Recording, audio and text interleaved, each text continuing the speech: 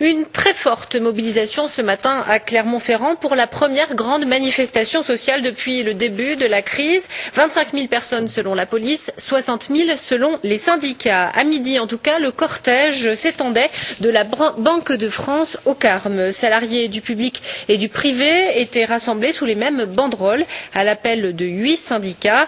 Il s'agissait aujourd'hui de défendre les salaires, les emplois et les services publics. Voyez le reportage de Catherine Lepès et Romain Duché. Il y en a assez d'être société qui n'offre que le chômage et la précarité. Du jamais vu depuis la manifestation de 2003 contre la réforme des retraites, une mobilisation pour exprimer un ras-le-bol et donner un signe fort au gouvernement.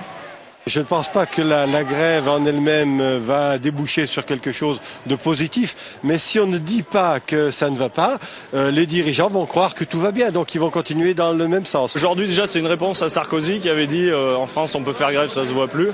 On va lui prouver le contraire. Dans le cortège, des enseignants, des lycéens et des étudiants, tous venus dénoncer des suppressions de postes.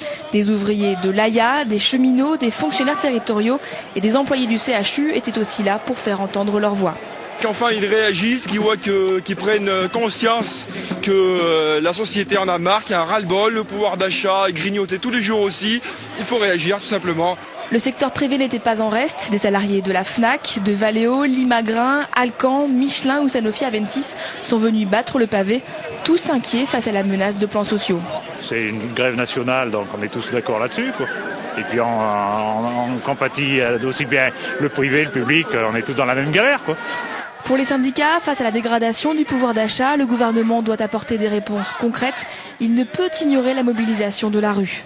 Le monde salarié est dans la rue, c'est pas que les chômeurs, pas que les fonctionnaires, c'est pas que les jeunes, c'est toute génération confondue. Aujourd'hui, il y a un cri de désespoir, il faut y répondre. Après cette mobilisation interprofessionnelle, Clermont-Ferrand devrait connaître d'autres défilés. Dès le 2 février prochain, les syndicats appellent à un blocage des universités.